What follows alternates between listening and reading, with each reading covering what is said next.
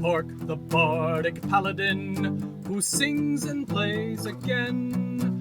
He tells the tales of glory and weaves a magic story. He'll join you at your table and ask you to share a fable. Heroes of humble origin, villains who must be fought again. No matter their skill or prowess, the people in life are countless. So we pray you heed our request. Enjoy this tale of sidekicks and side quests.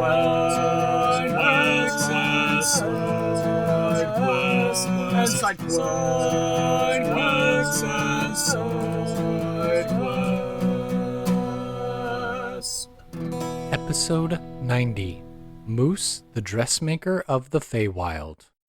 Welcome to Sidekicks and Side Quests, the Dungeons & Dragons podcast that helps to put humans back into humanity and breathe life into your campaign NPCs with backstory and bravado. That's right, we're building a world, one character at a time. I am your host, Kurt Krenwelge, the Bardic Paladin, and I'll be joining Matthew J. Hanson's table in the Levitating Platter.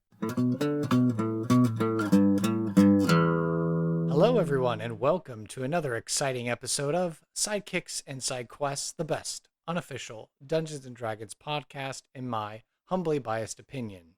Before I introduce my first guest, I'd like to go ahead and give a shout out to my first sponsor, Plus One EXP. Tony Vacinda is the mastermind behind this mastercraft of beard balms, game design, and community building.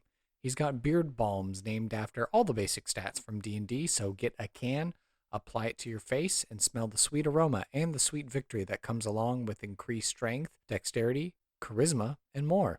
Beards and Beyond is the indie RPG that helped to launch this brand, but Tony has collaborated and developed several other games that you can play this holiday season, including Repugnant, iToaster, Down We Go, Through the Void, Vampnugula, The Santicide Squad, and Brandstanding. If you support Plus One EXP either by buying something on their website or going to tonyplusone.itch.io, it all helps funnel into the Plus One Forward program, which seeks to support additional indie tabletop content creators to continue making awesome stuff. So I would highly encourage you to follow Tony and Plus One EXP on all the socials, Twitter, Facebook, YouTube, Twitch, Discord, etc., in order to keep up with all the various projects that are being worked on, as well as upcoming interviews, one-shots, and actual plays of some of these other awesome TTRPGs. And if you don't mind, please go to the website plusoneexp.com, and when you see that box to put in an affiliate code to save money, type in Randolph when you're getting that beard balm or that beard RPG for someone special this holiday season. You'll get some extra savings at no extra cost to you. Again, the code's Randolph at checkout on the website plusoneexp.com. Well, we've got a wonderful guest for you today, and I will turn the microphone over and ask, hello, mystery contestant. Would you care to introduce yourself? Tell us who it is that you are and what is it that you do? Sure. My name is Matthew J. Hanson. I have been in the gaming industry for a while. I've done a lot of freelancing, and I also have my own game company called Sneak Attack Press. I wrote a game called Magical Kitties Save the Day, which is what it sounds like, and published it first edition originally under my own game company, and it got picked up by Atlas Games for a second edition, and also do a lot of stuff for D&D, Pathfinder, Savage Worlds, and most recent project is called Graveyard of the Gods, which is set on the astral plane, and there's a lot of dead gods floating out there, as dead gods will do. But people have been living on these, people and monsters, and lots of treasure. And so the idea is it's different god islands that the heroes can explore and meet people and fight monsters and loot cool treasure. So yeah, that's some of what I've been working on. Yeah, I was going to say the Kickstarter on that, I think, is wrapped up by the time this recording will release, correct? Yeah, it's wrapped up even by the time we're making the recording. But we're on BackerKit to pre-order, and hopefully we'll be out by the end of the year. That's my goal. Awesome. So I have to commend you as well because you are an individual who reached out to me to want to be on the show, which I always, in the bumper at the very end of the show, I always leave that open invitation for anyone to reach out. So I do have to say kudos to you for reaching out and wanting to, be on Sidekicks and Side Quests. I get a kick out of it, and it gives me an opportunity to meet someone new in the community and, get to strike up a congenial relationship. So I certainly want to thank you for that. Oh yeah, for sure. I think I ran across you on Twitter somehow, just cruising the Twitter and listened to a few episodes and sounded really fun. And yeah, I thought I'd come and give it a shot. There we go. Well, of course, as you've listened to our episodes, we like to kind of tee up with an easy question first. But do you currently, or have you ever played Dungeons and Dragons before? Yes, I do currently, and I have been playing for like 30-ish years at this point. Started back in the basic, when it was like the red box with the big red dragon on the cover. That was my first intro, and went to AD&D, second edition, third edition, fourth edition, fifth edition. So Wow. So yes. what's it been like you working your way through the editions? Like, has it been, overall positive experience, things you've liked in one edition versus another? Yeah, I think it's been an overall positive. I feel like, it's been growth overall. Like I definitely would not go back to second edition. Um, yeah, and I'm playing 5e right now and loving it. And like it's interesting though because like half my party, and not half party, half of my player group are sort of veterans from the old days and half are new players. And so like I'll drop in things like references to, Vorpal swords or Hands of Vecna and stuff like that. And half the group's like, oh yeah, man, Hand of Vecna. And the other half are like, whose hand? Right. Well, I was going to say, I mean, unless they're watching Stranger Things, which the Duffer Brothers are, incorporating a lot of the older material. And so everyone's going online trying to read up on Vecna and all this sort of stuff. Mm-hmm. Yeah, back in my day. That's awesome, though. And the dynamic between the old school versus the new school, pretty interesting when hear the different schools talk to each other. Mm-hmm. Yeah, and I feel like I was kind of a new school player even when it was old school. Like I was very always interested in the plot and characters and stuff, which I feel like is the way that we've been going, and less in the like the adversarial sort of thing that a lot of people ascribe to the old school. But I feel like, Mhm. I mean, I feel like tournament play, they had that back in the day, but I feel like it's kind of exaggerated, at least when I played. I don't know. Well, very cool. Very interesting stuff to learn. And moving along with our personal interview section of the show, we ask about sidekicks and side quests. So the first one of these questions is, who is your favorite sidekick or NPC character, whether they're from an RPG, maybe a video game, piece of literature, film, television, etc.? And why is this character your favorite sidekick or NPC? Yeah, I have trouble picking favorites. But one that jumped into my mind is from the old computer RPG Planescape Torment, the Okay. character of Mort, who, for those who have not played it, which you should, he's a floating skull who starts out with the main character. The main character is like cannot stay dead. He can die, but he always comes back. And he loses his memory sometimes, though. So at the start of the game, you've been alive for hundreds of years, but you don't remember most of what you've done. And you've got Hmm. this sidekick who shows up who knows you from before, named Mort, who's a floating skull. And starts out seeming like a comic relief character, but then there's some deeper stuff to him that you can learn as the game goes along, and probably past the spoiler date, but I will try not to spoil it anyway. Yeah, I was gonna say the game is how old at this point? Yeah, it's like 20, 30 years old at this point, somewhere in there. I don't know. But it was very came out when I was in college, I want to say, so very formative in my gaming history. And then, of course, we like to ask about the side quests as well. So, what's been a favorite side quest of yours again, whether from RPG, video game, film, television, etc. And why is it your favorite? Yeah, I'll put in a couple. Okay, one was a game I ran where the party spent most of their time fighting dragons, but decided to go on a side quest to explore this ancient university where there was supposed to be this really powerful artifact, and they fought their way through a bunch of crazy stuff, including a living prismatic sphere, until they finally got the artifact, and it turned out to be the Hand of Vecna. Okay. So, yep, had to figure out what are we gonna do with that. I guess I got to lop my hand off and put it on so we can fight these dragons, I I guess. mean, clearly, you can't just leave it hanging around. I mean, Yeah, if some you don't evil put it person on, could find it. Yeah. yeah, evil person. And then something that more people might relate to, though again, from back in the day, Final Fantasy IX, all of the chocobo quests, I want to say, were great. But my personal favorite is the Final Fantasy IX chocobo quest. You get a chocobo and you upgrade it by like playing hot and cold and finding magic items, and it's a good time. I know nothing about the Final Fantasy series, but those are like the giant chickens that you can ride, right? Yes, yep. Okay. Could say they're more like terror birds, but chickens works. Yeah.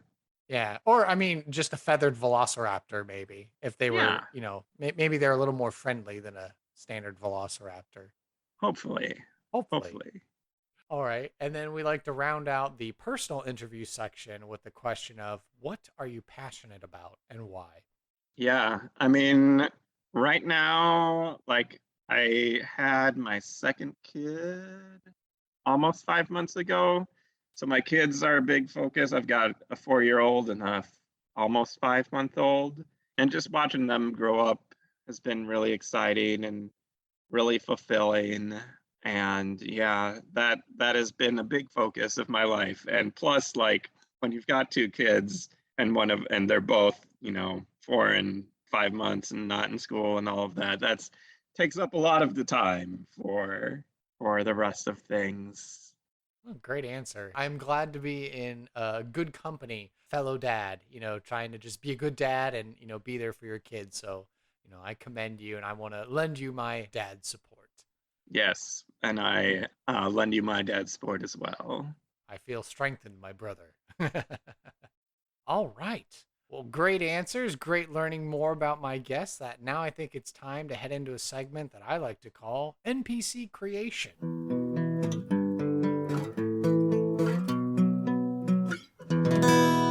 NPC creation is brought to you by you, the podcast audience, and our patrons from Patreon. Now is the time to give a shout out to our comfortable patrons and above with a loud hurrah. So to you, Katie Downey, and my mom and dad, we say cheers. Again, this is for patrons who donate $2 or more a month. Katie and my parents are among my highest tier wealthy level patrons, which means they get to introduce an element of chance to our random tables here in NPC creation, which we might get to hear their responses used today. So if you want more information and you want to join the cheapest podcast Patreon community out there, go to the show notes below, go to my podcast website, or just go directly to patreon.com/sidekicks and side quests to find out more about our 3 tiers, $1 to $4 a month, and help us to expand our operations at the Levitating Platter in this demi-plane and worlds beyond. So now is the part of the show where we do some creating of NPCs. So before we started rolling, you said that you wanted to roll the dice and randomly generate a character. Is that correct? That is correct, yes. Excellent. Okay. So whether you have dice at the ready physically or virtually, the first question we like to ask on this show is, what is the name of our character? And we determine that randomly by rolling a d20. All right.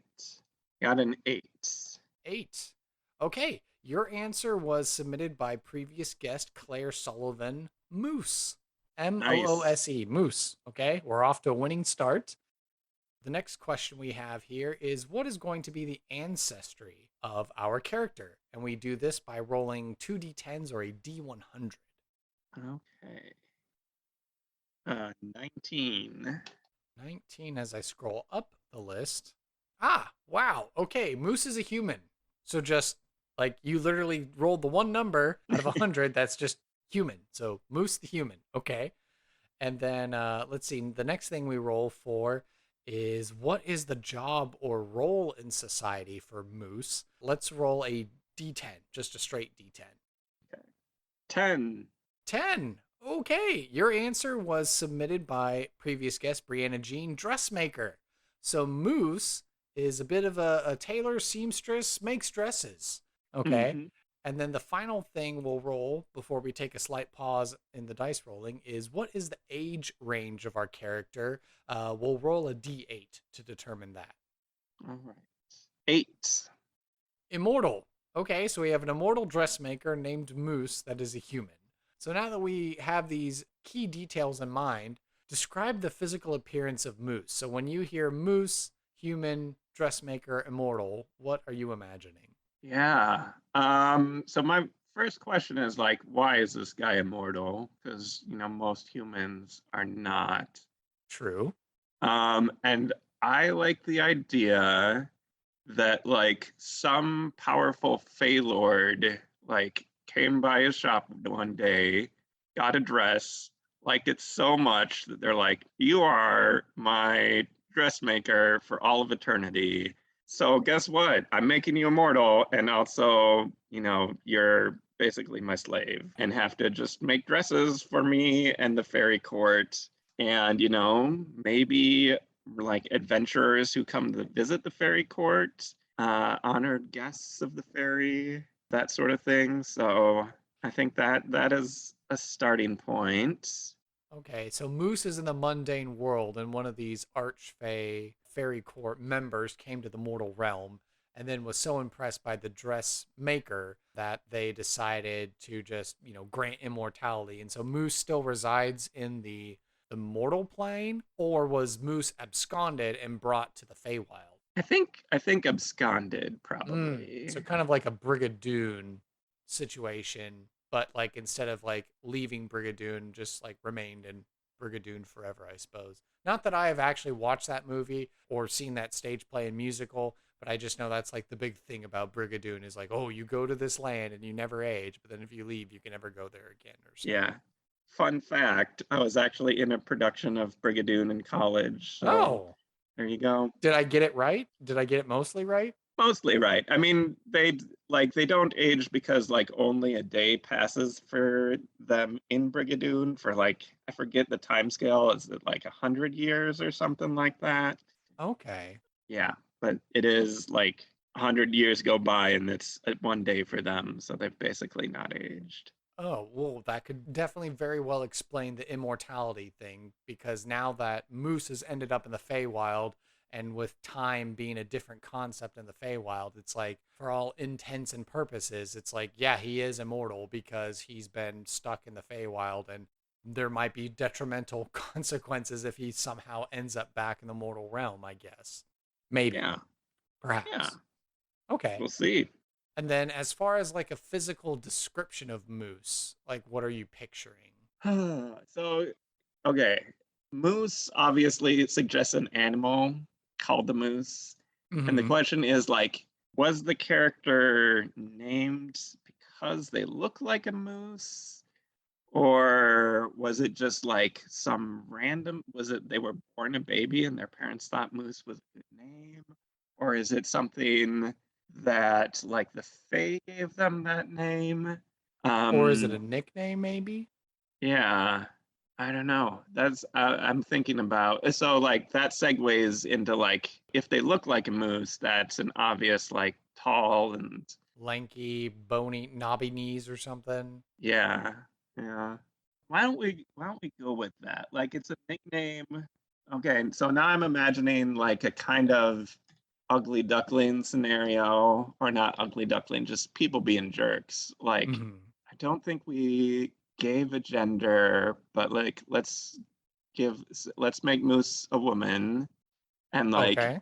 she was like big and gangly, and like all the other kids made fun of her, and she called her Moose. She's like, "Oh, you guys jerks! I'm gonna go do my dressmaking," Mm-hmm. and got really great at it. Mm-hmm. And then the fairies Then David Bowie, the fairy queen, showed up and was like, ah, yes, the dressmaker. Yep. And like now she's been in the fairy realm so long that she's forgotten her real name, And she but only remembers remembers. Moose. Oh, okay. Interesting. And like as in Fairyland, like that's not an insult at all. Like that's cool. Your Moose, awesome. We like Mhm. mooses here, you know? Yeah. Yeah, because they commend her ability in dressmaking. They're just impressed with her creativity and her skill. hmm I feel like maybe she can style her hair sometimes in a sort of antler-like fashion. Hmm. Well, yeah, I suppose being in the Feywild, yeah, there's probably powerful hair gel or some sort of contraption or apparatus she can use to help style her hair in that way. Okay, so she probably has like long hair too to be able to pull that off. hmm Yeah, I mean, I feel like that's the formal hairstyle. Maybe if she doesn't feel like doing all the work, does she have like some sort of headdress piece that she wears that like imitates it or something? Yeah, possibly. I think maybe her like fairy lord really likes it. Like she's less like into the headdress, but you know, when she's in court, the queen demands it, that sort of thing. All right, and if we had to describe Moose with three adjectives, what three adjectives would you use? Hmm. So I think she is a perfectionist. I think she is also like resentful, and I think she is like aspiring. I'm thinking like she wants something more for herself, but she doesn't quite know what it is or how to get it. And I don't know how to, and I'm trying to think of how to condense that down into just Like one adjective. longing or wishful or wistful? Yeah, I think longing or wistful is good. Yeah. Okay. Now we get to go back to some dice rolling. So, of course, our NPC characters have something cool. So, what is going to be a particular item, a piece of lore, a secret, or an ideal or concept that Moose would ascribe to? So, this is a combination where you roll a d4 and then a d6. So, let's go ahead and give those a roll. All right. The D4, I got a 3, and the D6, I got a 4. A 3 on the d4 means a secret, and then a 4 would provide an answer from previous guest Firewriter. They are secretly very ill and don't know why. Hmm. Thoughts on that? Interesting. So, I think that yeah, I think that's interesting. I think like that could be a side effect of the Feywild. Hmm. Um, or it could be like they're ill just like naturally, like they have, anemia or something. Well, we were describing a very tall and lanky individual. I'm wondering if it's like in our real world, there's a medical syndrome called Marfan syndrome, and I believe individuals like President Abraham Lincoln had it. So maybe, possibly, if a dungeon master wants to kind of go that more precise medical route, or just leave it very vague as sort of like, oh yes, Moose is secretly very ill and doesn't know why she's ill. hmm Yeah, and I'm debating between the Feywild is making her ill or the Feywild she was ill beforehand. And bringing her into the Feywild has kind of stayed that off. Yeah, yeah. Okay. I think I like that. And like, because we need to get heroes involved, I think that there is like she thinks that there's a cure in Feywild that is something that is whatever it is, it's beyond her capabilities, but maybe not beyond the capabilities of our plucky adventurers. Well, of course, our characters all come with a side quest on this show. So, what's going to be a particular quest that Moose would be willing to recruit or hire player characters to go and do? If you want to roll the last dice, that would be a d12. If you're inspired, you could kind of think up one of your own, or if you want to like roll and then, use that as a template to spin your own side quest, whatever you're feeling. Yeah, let's give it a roll. Okay. 12. 12. Okay. Your answer was provided by previous guest Mike Bradford. regale them with a worthy tale. So is that something that you think Moose would be interested or willing to offer as a side quest? So, like, I like the idea of regaling with a worthy tale. What I'm thinking about is she needs to convince the heroes to regale somebody else in the Fey court with a worthy Oh, tale. okay. Yeah.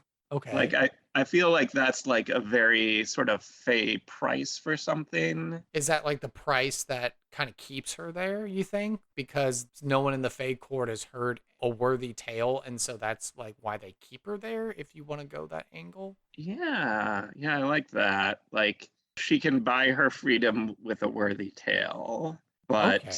she has not been able to come up with one. Right. Because she's just a dressmaker and it's not anything against her. It's just for whatever reason, she just hasn't found the tale. I'm sure she's Yeah, lived a very interesting life and all that good stuff, but for whatever reason, just nothing that has quite impressed the court, as it were. yeah. And I think that there's an element of like some self-doubt in there. She is a super good dressmaker and like Mm. has that really great skill set, but she Mm. doesn't have the like storyteller. And like, she can tell a story just like anybody else, Sure. but she thinks that she needs to tell a tale as good as the dresses she makes. Oh. She's not a person who has dedicated her whole life to telling tales, and so she's got some imposter syndrome, I Mm. guess. Okay. I was going to ask because as you were explaining it, with the element of self doubt, if the player characters wanted to go at it at a different angle, like what if they talked her up and convinced her, like, well, you're a really good dressmaker. Why don't you tell the story about like the first dress you made and like how that made you feel and, all that sort of kind of stuff? And what if that was enough to impress the court, as it were? Do you think like maybe that could be a different angle, because depending on the skill level of your party, when you're deploying this, they could be low level and maybe they themselves haven't had a worthy tale yet, or they don't have a bard or any of these other types of things. Like, do you think that could be another angle perhaps? Yeah, yeah. I always like problems that have multiple ways of solving them in D&D, or like a lot of times when I'm DMing, I don't even know what is the way to solve this problem. I'm just like, here's a problem. You guys deal with it. So however they would like to approach that, I think getting her to have the confidence would certainly be a valid way to get that worthy tale out there. All right, so naturally there's going to be some outcomes from undertaking this side quest. So, what is going to be the reward for success? Whether that means the party intervenes and someone from the party steps in and tells this worthy tale that impresses the fairy court, which gets Moose to be released from her servitude, or the party inspires Moose to be able to have that confidence to tell the worthy tale herself. And that was the riddle that she wasn't quite able to figure out. What's going to be the reward for the party? Like my first place I go to is like a magic dress of some sort. Maybe has some like fey magic built into it. And that makes me think of sort of like enchantments or like some weird time distortion, like you never age while you're wearing the dress, maybe Ooh, something like that. okay. And so one person in the party would get this dress, or conceivably she's going to make up a whole bunch of dresses depending on how many party members there are. Hmm. Yeah. Okay, so everyone in the party gets a magic dress. Yeah. So, like Sailor Moon. Exactly. Okay, cool. If you just did like a twirl and said a magic word and then the dress appeared or something like that. Hmm. All right, but then of course there has to be a consequence if there's failure or maybe even refusing to undertake the side quest. So what's going to happen to the party should they fail or don't even take the side quest, the call to adventure? Feel like failure there has to be worse. Like they have to get in trouble with the fairy court if they fail, and maybe they like are bound in servitude, or like maybe they're exiled from the fairy lands or something like that. Yeah, I mean, I feel like they maybe have to like perform a mission for the Fairy Queen, or they're trapped in, or I think that's maybe it. They must become servants, and they're trapped in like the Queen's domain until they can do some other side quest to get themselves out of it. Okay. And then, just imagining players being as chaotic as they are, that might inspire them to try some sort of jailbreak scenario or something like that, unless they're like, okay, well, we will do the bidding of the Fairy Queen or the Archfey or whoever it is that has us temporarily inconvenienced and imprisoned until we do what they want. Yeah. Yeah. Man, this is like kind of making me want to write a whole adventure right now, like Court of the Fairy Queen sort of thing. Well, that's the magic of this podcast, is all it takes is one little seed to germinate a whole crop of ideas. Mm-hmm. So what are the goals and motivations of Moose? I think a lot of it ties into some of the stuff we've talked about before. Like, her most immediate thing is just to make fancy dresses to appease her fairy rulers, but then she also is hoping to escape them, looking for the hero's help with that. And then going back to the disease, like the cure is out there in Feywild somewhere, but she can't go find it until she gets out of the court. So she's hoping to be released from service so she can then go deeper into the Feywild and discover the cure for this disease that's plaguing her. How do these goals and motivations affect her general personality? I think that the one that people see the most is the dressmaking goals. I think that is like where she comes off as the perfectionist. Like that's what people see. Like, oh, this one stitch in this dress is not exactly how I want it. It's ruined. We have to start completely over from the beginning. And that's what people see. But I think that like the other stuff fits into her internal life in ways that most people don't notice. But like if they took the time to get to know her, they'd see these deeper longings that she's got. And then does she act generally the same across the board to different groups of people? Obviously probably deferential to the fairy court, but are there differences or nuances there? Or is she the same across the board? Yeah, I think that there are differences. I mean, definitely she has to be differential to the court, and like she's learned the courtly manners of a servant in the court, which is like basically look pretty and do what you're told. And then I think she has a very different approach to people who are either on her level or subservient to her. She probably has like sub seamstresses who she bosses around and is much more authoritative with them. And like with player characters, like an adventuring party, I think that like she would want to get into their good graces because they seem like they might be able to solve problems for her. She wouldn't be differential like she is to the court, but would be not overly friendly, but like she'd be trying to win them over. Does Moose have a particular accent or language that she speaks with? Are there any idiosyncrasies in how she acts or speaks? Yeah, I think she is pretty good at code switching. So she like has learned the Sylvan language. She's been in Feywild long enough to learn that, but she still remembers her native common, or we'll say common, and so is able to switch into that when dealing with heroes. And like I think she might have an accent that's like 200 years out of date or whatever, Oh, okay. because she's been gone for 200 years. So like it's really hard to place because there's no recording or anything like that.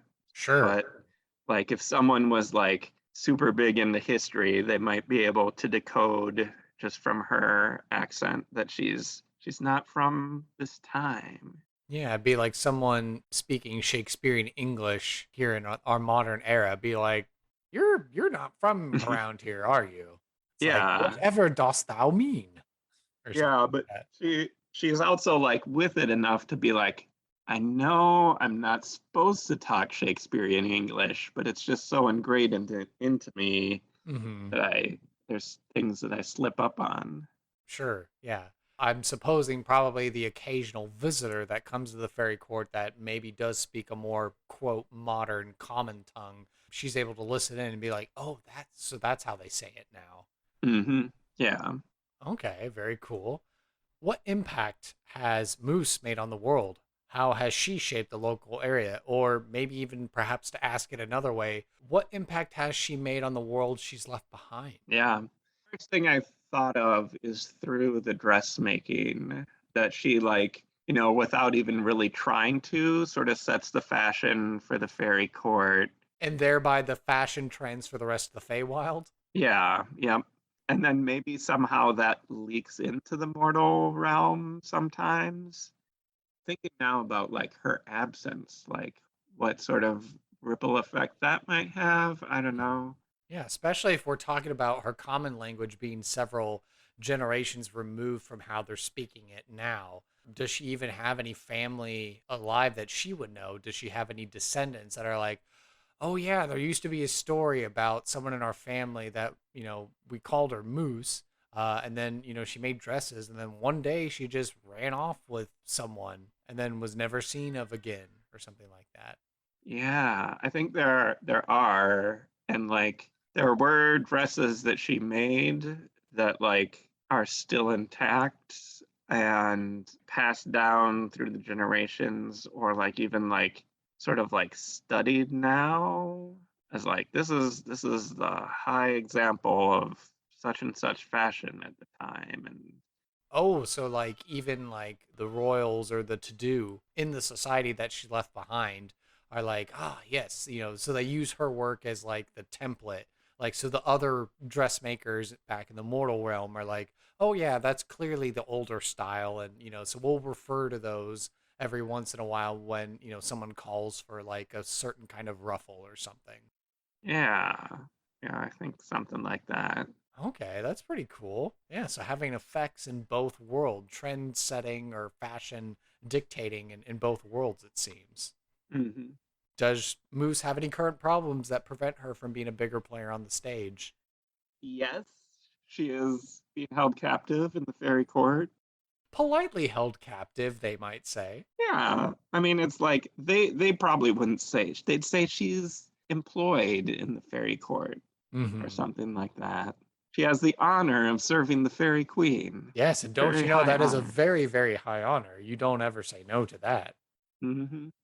And then, she has this mysterious illness. Maybe she's not letting on, but now that she knows that she's here, and if she's able to be free of her charge, then she's free to go and look for this cure. And that might even be, a potential follow up side quest as well with this particular character as well. Possibly. I mean, the Feywild is a pretty wildly, chaotically dangerous place. So maybe not the best thing to just send a dressmaker off on her own to unknown perils that are just lurking around the corner.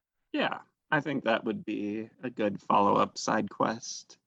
All right. Well, we did it. We made it through NPC creation, and it's only fitting now to throw Moose into what I like to call a random encounter.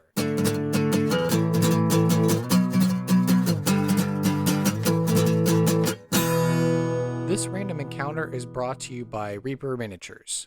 Normally would be the time where I would do the normal ad read for Reaper Miniatures, but at the time of this recording, we just got some news from Reaper Miniatures that the CEO and president had passed away. So I just, in this time, want to give honor and respect. So I'm just going to go ahead and read the little thing that Reaper Miniatures put out. In Memoriam, Edward Dalton Pugh, 1958 2022. We are deeply grieved to announce that after a brief illness, Reaper President and CEO Ed Pugh has passed away. In his life, Ed took on many roles: son, brother, father, grandfather, partner, and friend. Ed's life work was spreading creativity and joy by producing miniatures and building a strong and enduring community. He always sought to lift those people around him by fostering an environment of learning, kindness, and self-expression. In his passing, Ed leaves a void that nobody will ever be able to adequately fill, but we hope to do honor to his memory and his legacy. In his memory, please donate to the animal shelter of your choice. I'm sorry, for the passing of Ed, and I just hope that the Reaper mini family is doing okay. And for this holiday season, just be sure to, tell your friends and family and other loved ones that you love them and that you appreciate them, because you never know how much time you have in this life. And, every moment is a gift. And so to you, Ed Pugh, we say cheers and Godspeed and rest in peace. This is the random encounter, so we get to do a little bit of a role play, a vignette, sort of a scenario where we get to bring Moose to life. So you've obviously done an excellent job with fleshing out all the details of Moose. So I think you will do a stellar job of portraying Moose. But the question becomes, who am I going to be in the scene? Am I the ruler of the fairy court talking to Moose? Is it their first meeting back in the mortal realm when this fairy royalty decides why don't I bring this dressmaker back to the Feywild with me? Or is it Moose meeting one of the player character adventurers that I have from the podcast? Or what kind of situation are you thinking about portraying? Yeah, meeting the player character seems the easiest. Like, the fairy queen, meeting the fairy queen is intriguing to me. Mm-hmm. But like, I like keeping things sort of like adventure focused. So why don't we go with meeting one of the player characters? We got the 5 to choose from at this point. So we have Duncan, the recklessly brave, happy-go-lucky adventurer for hire. We've got Sonia, the warrior woman who started as a barbarian and then multi-classed to paladin. We have Korak, the lawful evil, arcane, trickster, roguish dwarf. We have Chrisley, who's the shy, herbalist, botanist, wood elf druid that multi-classed into cleric. And then we've got Orion, who's our newest one that we've made. He is an astral elf wizard, illusion magic specialty from the astral sea that's found himself, well, at least last we knew, in the material plane. But, if you decide to pick him, could find himself in the Feywild. Yeah. Why don't we make it a dress fitting? Oh, okay. So you would think that perhaps doing a dress fitting scene would be good. So would it be like a member of the fairy court, the fairy queen, fairy king? So I'm thinking, just backtracking in terms of NPC. Who was the warrior woman? Oh, Sonia, the warrior. She's a barbarian who then multi-classed into paladin. Yeah, maybe like she is a guest at the fairy court, or she came to the fairy court, but does not have a good dress. So Okay. Moose is doing a fitting for her / trying to convince her to tell a worthy tale. Where we last left our hero Sonia, the warrior woman turned paladin, she was walking through some woods and happened upon a pair of interesting mirror-like twins, you might say, in Layla and Rebethany. And she had to help sneak into a camp and retrieve some plans to kind of help a rebellion that was fomenting against an oppressive force. And so after successfully helping with that adventure and departing from her new friends, she continued on for a time. And then, maybe much like Brigadoon, she was just walking down the path, and all of a sudden there was a natural transition. And she then found herself walking into the Feywild. And this is startling for her because nothing like this has ever happened to her before. And she finds herself outside maybe like a palace or a scene that is something like the Emerald City from the Wizard of Oz or something of that nature. And so as she journeys forward into town, she's met and welcomed and hailed. And, again, this is all throwing her off and it's weird. And so she's being drawn in and, you have to meet the court and you have to tell, you have to do all these things. And, so she's like, without maybe against her better judgment, like agreeing to it or just kind of being carried and led along. And before she knows it, she ends up before the fairy court. But then someone directs to a servant and, and then is just like, no, this isn't right. This adventurer cannot address us unless she is properly fitted. And then, like clap of the hands and just says, take her off to the dressmaker. Yes, she must be fitted properly before she can address us in court. And all the nobles and higher to-dos all agree. And so she's very confusedly shuffled off. And why don't you describe the room in which Moose does her dressmaking? Yeah, so I think that it is very colorful. There is fabric hanging up. There are lots of sketches of various dresses that are posted all over the place and like have various notes and seems kind of cryptic notes that most people can't understand, but she's got her system, but also very organized. And there's like a clear place where there's like there's mirrors and a little step stool, maybe even, so that this is where one stands to be fitted. And sort of she just like ushers Sonia over to the fitting station. What is Sonia wearing currently? Oh, because of the barbarian slash paladin background that she has, it's kind of like a mixture, I imagine, of like maybe hide, splint, or something like that. So it's like a mixture. She's adopted maybe a little more, metallic elements into her armor, but otherwise she's definitely dressed for fighting and all that stuff. But again, also with the imagery of like the religious symbols that she wears also reflects not quite necromantic or like death or anything like that, but like very somber. So maybe goth might be a way, like a goth barbarian in a way, kind of a sort of look, but not totally 100%. But she's tall, statuesque, muscular, gorgeous, but scar riddled, red hair, and all this sort of kind of stuff. But she's definitely well armored and ready for a fight. Huge sword on her back, that whole kind of look. Yeah. So she like starts by taking all this in. Says, you are not from around here, are you?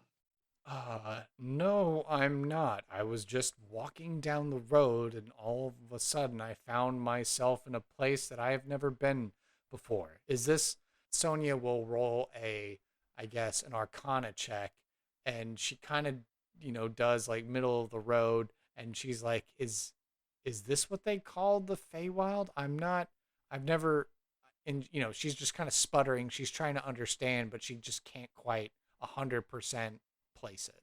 Oh yes, yes. This is the what is called in the mortal realm, but the mortals call the Feywild. You have wandered into the court of Queen Titania, which is not necessarily the most prudent thing to do, but we will make it work. I hope you don't mind, but I see you are not garbed in the fashion of the court, so we will have to do something about that.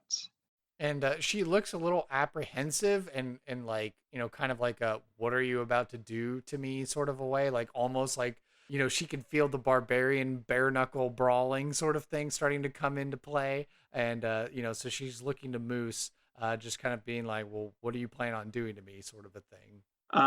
Here, let me get you some sketches. So she like gets out her sketchbook, and like I imagine she's got like chalks of all different colors or something like that.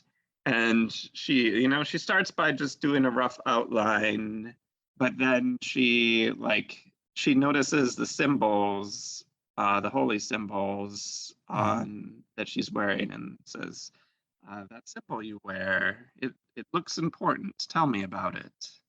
Oh, and so then she begins to tell you the tale of how she met Axios, the Revenant priest, who taught her about finding undead and reconciling them, and the god that Axios, this Revenant undead priest, was charged to do, his commission to go and find those undead restless souls to help them find amends and all that. And so, she journeyed with Axios and how she took him back to the Tower of Skinknose, the Lich Beekeeper, who over time, expressed this longing, this regret of starting the path to lichdom and ultimately wanted resolution of that.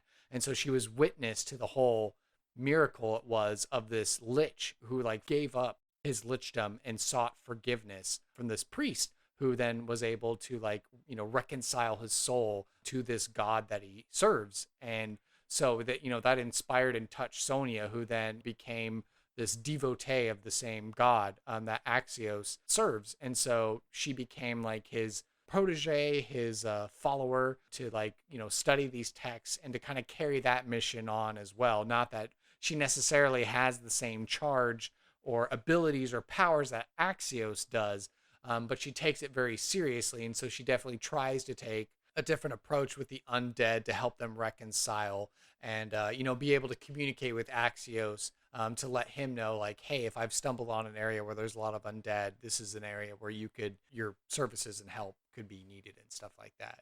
So it's like a whole tale that she tells you on. And I imagine, Moose is just sitting there sketching and she's listening to the tale and like being inspired of like how she wants to do up this dress, I suppose.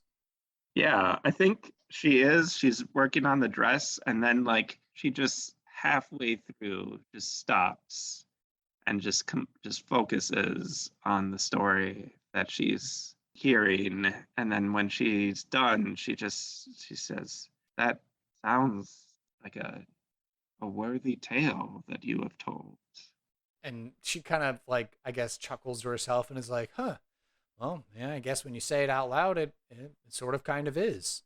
And then she takes a minute and she goes back and she quick finishes the sketch and like reveals it, and it has she's incorporated that holy symbol into it, and like it's like a very fancy dress, but it is also like I imagine the Fae have like some kind of weird fashion stuff going on, because like I want a dress made of butterfly wings or something. That's like a common thing that the Fae ask for, stuff like that. So it's I imagine this like the base of it is like a black sleek dress, but then it sort of sparkles like it's got stars in it, and the stars maybe like shift around, and then it has that holy symbol motif, and like there's something about it that has like an aura of peace to it, and it's hard to like explain it in mortal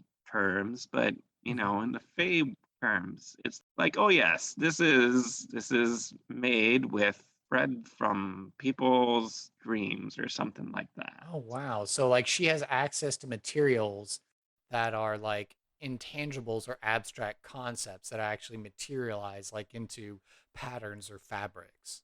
Yeah, that's kind of how I imagine like Fae fashion being. And yeah, and then I guess Sonia will look at the sketch and, she's actually stunned. She gasps aloud and she's just like, oh, wow. I've and you see like she actually gets like a little quiet and embarrassed, and she's like, well, I would never imagine, anyone like me would ever be able to wear something as beautiful as that. And you actually kind of see her like shift a little bit and like get a little small, like this tall statuesque woman suddenly is like, oh well, I mean that was that's what other girls were doing and stuff like that, but I chose my different path, and I had to fight my way to make my way in the world. But wow, she's just like she's stunned, she's breathless, she's like I guess she imagines that the next thing is she's gonna Moose is gonna want to start trying to get some measurements and stuff like that. So Sonia will actually take off like her sword and some like the other outer garment parts of her armor, so that way Moose is able to get her precise measurements and stuff. Yeah, and I imagine she says something about like she says it much more elegantly than I can think of it, but like you can always choose to wear a dress. Like anybody can fancy up, and anybody can go on a holy quest, and like your choices from the past do not imprison you or something like that. You'll see maybe a little tiny tear come on the side of Sonia's face, and she smiles at Moose. And then I suppose begins the montage of them slowly bonding and becoming friends. well, I mean, time passes differently in the Feywild, so then I imagine by the end of it, Sonya has this killer, awesome dress then, I suppose. Yeah. And then, Moose will be like, it has been so great meeting you. Like, during the bonding, she would have told at least where she came from. She came from the mortal realm. So seldom that I get to see others from the mortal realm, but I have a favor to ask you. Oh, oh yeah, sure. And now it's kind of getting in, opening up as far as like gal pal, buddy buddy, a little bit. Maybe she, Sonya's maybe not quite that open, but at least maybe starting to, with more time, get that way. And she just kind of is very polite and jovial and happy and kind of like, oh, well, sure, of course. What favor, what need have you of me? I wish to be free of this place, and the price of my freedom is a worthy tale. The tale you told me the first day we met of your struggle and your resolution with the Lich and your mentor Axios, all of that was inspiring, and I think that could be a worthy tale to buy my freedom. If you would tell it to Queen Titania, she might agree to release me from her service so that I might chart my own path. And you can see her like really sternly and like giving her all an attention in that moment to Moose and like very solemnly agreeing that she will do this. Like she is seen beyond the simple request. Like she's really trying to see the humanity within Moose and regard that and honor that and respect that. And maybe in such a way from one woman to another, simple understanding and the deeper complex weight underneath it. It's as serious as a blood bond or a blood oath covenant or something like that to her in this moment. And so she will say, yes, of course. Yes, I can do this. And so then she goes on looking killer with the dress. And then she will walk into the court and begin the tale to buy the freedom of Moose from Queen Titania. Nice. And scene. All right. So there we go. We made it through the random encounter. So what did you think getting to be Moose? Yeah, that was fun. I like her. Yeah. So if I ever have to have a Feywild adventure, I definitely want to put a Moose and a Queen Titania and all these sorts of other people involved. It almost seemed like my imagining of like an Emerald City, but also mixed with like Hotel California kind of in a way. Yeah, Like, oh, you can check out anytime you like, but you can never leave kind of a thing. exactly. But okay, yeah, so this is the final thoughts segment of the show. So we always like to check in with our guests and, see how they feel, how they think their time went on the show and, thoughts and feedback and all that sort of kind of stuff. Yeah, I had a blast.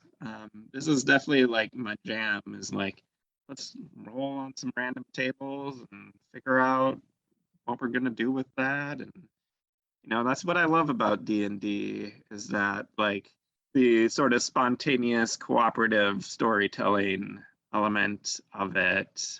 Yeah, and I think this is a fun way to get that creative jam on.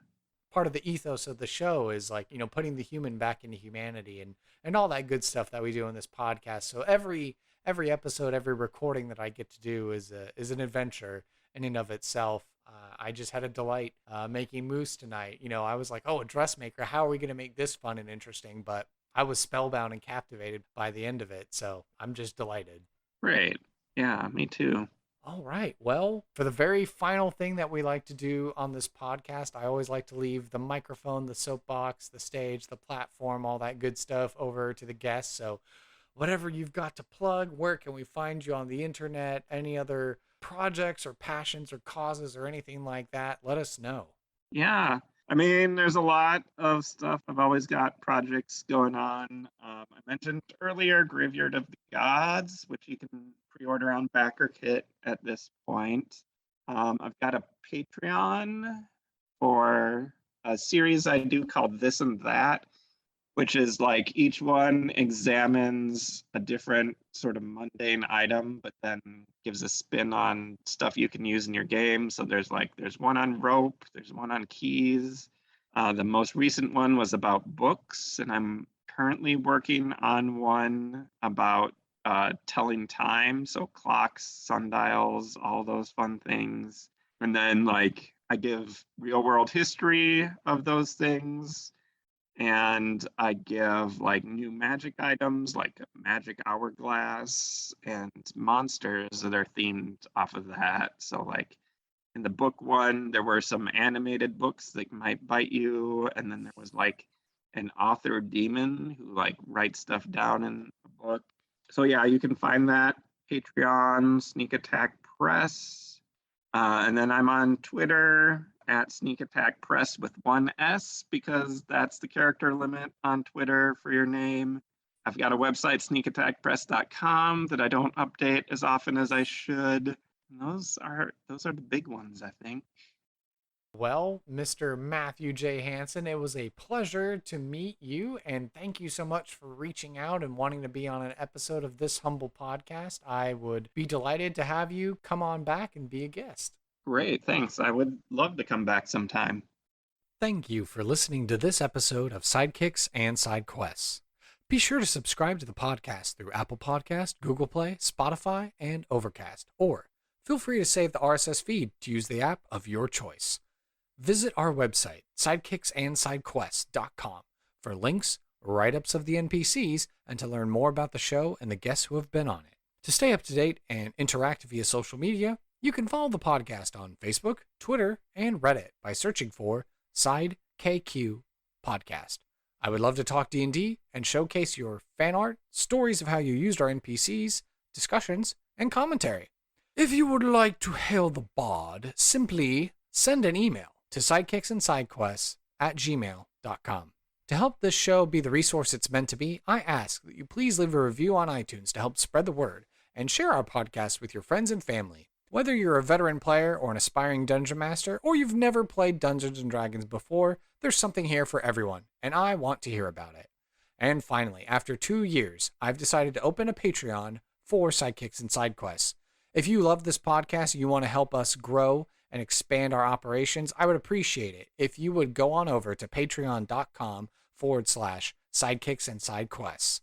No matter your lifestyle expenses, we have wonderful rewards at every level of Patreon membership tier. Your name on the wall of the levitating platter, a loud hurrah on the podcast, or the possibility to introduce an element of chance to NPC creation.